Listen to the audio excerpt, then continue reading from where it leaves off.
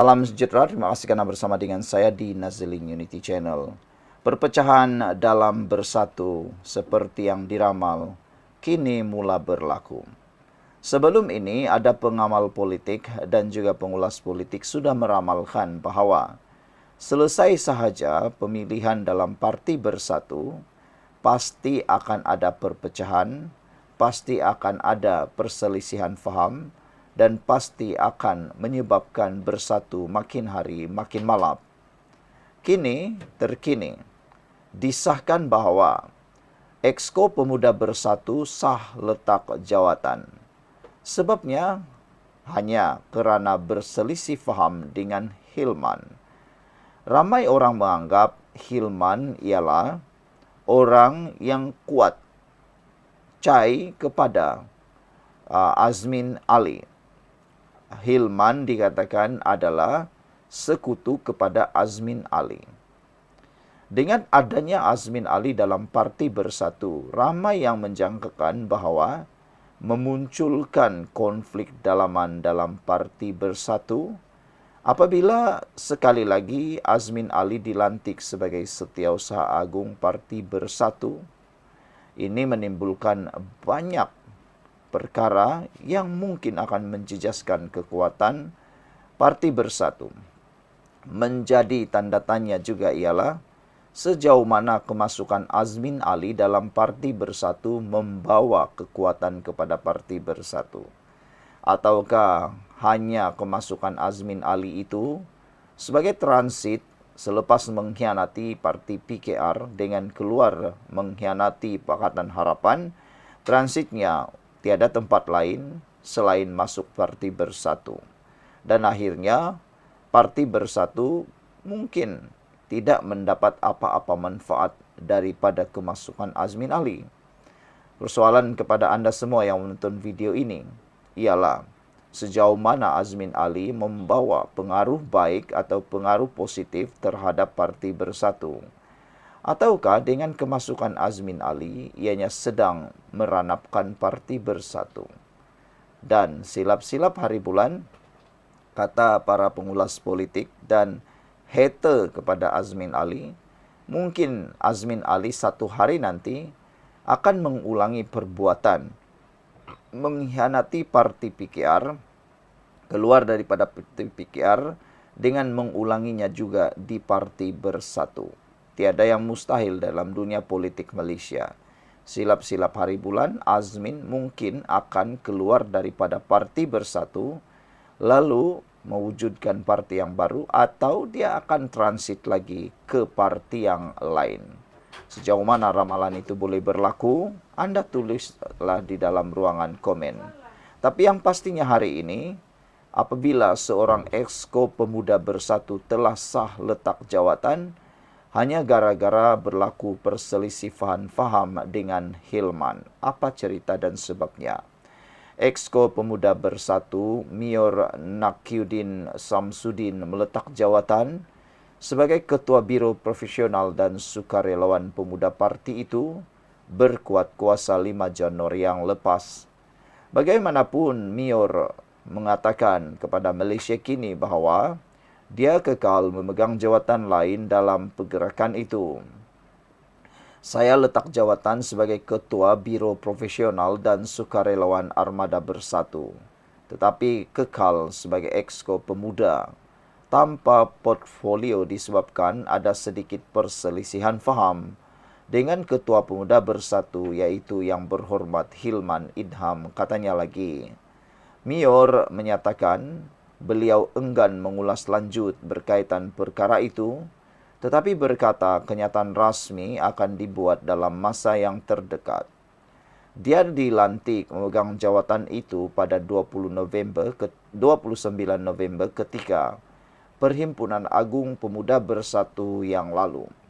Hilman yang juga anggota Dewan Undangan Negeri Adun Gombak Setia diumumkan sebagai Ketua Armada Bersatu bagi penggal 2024 hingga 2027. Kemenangan itu diperoleh selepas undian Hilman, iaitu sebanyak 1,888 mengatasi pencabarnya Akmal Zahin Zainal Zahir dengan 170 undi yang meraih 1.718. Malaysia kini sedang cuba mendapatkan maklum balas Hilman berkaitan dengan perkembangan itu. Saudara-saudara sekalian, apa pula komen anda untuk isu dan juga laporan berita ini apabila Exco ini meletakkan jawatan? Dan menariknya, beliau sebenarnya adalah dipilih melalui Ketua Armada, Pemuda Armada. Saudara-saudara, sebelum kita berpisah, sila tinggalkan komen anda, tekan butang subscribe dan kita jumpa lagi. Bye-bye. Salam sejahtera, terima kasih karena bersama dengan saya di Nazlin Unity Channel. Tahu tak berapa duit yang habis dan lesap dalam kes 1MDB? Saudara-saudara sekalian, ini satu laporan yang luar biasa yang mengingatkan PAS, pasti mengingatkan PAS, juga sesiapa yang menyokong Himpunan Solidariti Najib. RM50 bilion boleh bayar gaji guru pasti selama 278 tahun. Ini sebabnya kenapa jijik lebay masih nak bela. Oleh Injang. Skandal 1MDB, One Malaysia Development Berhad sudah meninggalkan beban pada negara dengan lebih RM50 bilion untuk bayar hutang, interest dan kos-kos lain yang berkaitan menurut laporan Injang ini. Jom kita lihat secara anggaran bagaimana kalau jumlah 50 bilion digunakan untuk memperbaiki hidup umat Islam di Malaysia menurut laporan ini. 50 bilion ringgit itu punyalah banyak. Sampaikan kalau kita guna untuk bayar gaji semua guru pasti seluruh negara. Jumlah sebanyak itu boleh membayar gaji mereka selama 278 tahun dengan kadar gaji RM1.500 sebulan. Yang mana pada waktu ini kadar gaji semasa guru-guru pasti adalah dalam lingkungan RM400 hingga RM600 sebulan. Dan lebih menarik lagi, ada lebih kurang 10,000 guru pasti di seluruh Malaysia. RM50 bilion ini juga boleh membina 20,000 masjid atau surau di kawasan kampung atau terpencil dengan anggaran 2,5 juta ringgit satu masjid atau 500,000 masjid di kawasan bandar dengan anggaran RM10,000 untuk sebuah masjid, 5,000 masjid atau 500 hingga ke 1,000 unit masjid ikonik ala-ala Masjid Ubaidiyah, Masjid Putra, Masjid Zahir, Masjid Seri Sendayan dan lain-lain lagi dengan anggaran kos 50 juta satu unit masjid.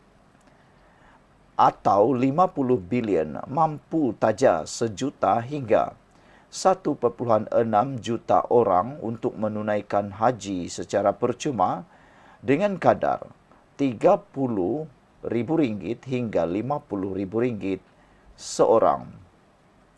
Tapi sebab 1MDB, duitnya lebur untuk perkara-perkara haram dan tidak berfaedah seperti arak, parti, filem lucah dan hadiah mewah untuk selebriti-selebriti kafir menurut Injang. 50 bilion ringgit juga boleh menambah 5,000 tafiz di seluruh negara dengan kos 10 juta satu tafiz dengan semasa ada 1,400 hingga 1,600 tafiz atau membangunkan 50 hingga 100 universiti Islam dengan kos anggaran RM500 juta hingga 1 bilion satu universiti. Semasa ada 5 hingga 8 universiti atau institusi Islam atau 25,000 madrasah dengan kos 2 juta ringgit satu madrasah. Kalau 50 bilion ini dibelanja sebagai agihan zakat pula, ianya boleh menampung agihan zakat seluruh negara selama 15 tahun atau lebih jika mengikut kadar agihan zakat lebih kurang 3 bilion hingga 3,5 bilion setahun. Berapa banyak pusat Islam, pusat dakwah boleh dibina dengan 50 bilion ringgit. Ianya boleh membina 10,000 pusat Islam atau dakwah dengan kos 5 juta ringgit setiap satu untuk tujuan dakwah, pendidikan dan aktiviti komuniti. Kalau guna 50 bilion ringgit untuk projek wakaf, apa pula yang mampu dibuat? Ini yang mampu dibuat, yaitu membina 500,000 buah rumah wakaf dengan kos anggaran 100,000 ringgit satu rumah. Bermakna boleh membantu menempatkan 500,000 keluarga. Situasi semasa adalah lebih kurang 1 hingga 2 juta keluarga masih belum ada rumah sendiri. Selain itu, boleh pula mewujudkan 100 ladang wakaf dengan nilai 100 juta untuk satu ladang untuk menyumbang terhadap keterjaminan makanan bukan sahaja umat Islam, malah seluruh rakyat negara ini. Boleh bagi dana untuk 5,000 perniagaan kecil berasaskan wakaf untuk memperkukuh ekonomi Islam. Dengan 50 bilion ringgit juga, kita boleh membiayai 1 juta pelajar Muslim dengan beasiswa 50,000 setiap seorang pelajar. Banyak weh. Atau bagi bantuan untuk tampung kelas tambahan, tuition bagi pelajar-pelajar Muslim untuk pelbagai subjek. Kalau kita guna 50 bilion ringgit untuk bantu biaya startup usahawan Muslim, boleh biaya 1 juta usahawan dengan suntikan modal sebanyak 50,000 ringgit seorang usahawan. Atau boleh menjadikan pembiayaan mikro dengan memberi pinjaman tanpa interest. Dengan 50 bilion ringgit, boleh bagi 5 juta pembiayaan mikro sebanyak 10,000 ringgit untuk perniagaan kecil. Atau 500,000 pembiayaan mikro sebanyak 100,000 ringgit untuk perniagaan sederhana. Kalau kata harga Al-Quran senaskah 50 ringgit, dengan 50 bilion boleh membeli 1 bilion naskah Al-Quran. Dengan 50 bilion ringgit juga boleh membantu menyara semua anak yatim di Malaysia selama 130 hingga 260 tahun. Selain itu, boleh juga membina 2,500 perpustakaan Islam dengan anggaran 20 juta ringgit setiap perpustakaan atau 2,500 muzium Islam dengan anggaran 20 juta setiap muzium atau 10,000 kemudahan tapak perkuburan Islam lengkap dengan penjagaan dan penyelenggaraan anggaran 5 juta setiap tapak perkuburan. Atau boleh juga membangunkan media dan aplikasi khas untuk kemudahan pengguna Islam dan pengisian Islamik. Perbanyakkan program latihan pekerjaan, perkukuhan industri halal dan pelancongan halal untuk menarik minat pelancong Muslim dari dalam dan luar negara. Saudara, itulah gambaran yang disediakan oleh Injang. Betapa banyaknya jumlah 50 bilion yang boleh digunakan untuk kesejahteraan dan kemajuan umat Islam di negara ini.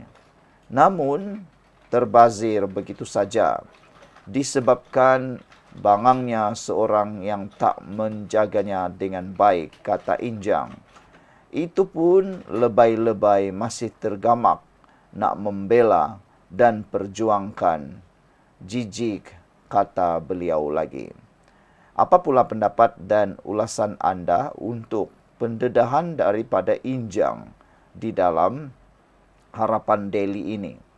Yaitu, dengan lesap dan leburnya 50 bilion ringgit ini, pergi ke mana uang itu? Selain itu, 50 bilion ringgit ini boleh membayar gaji guru pasti selama 278 tahun.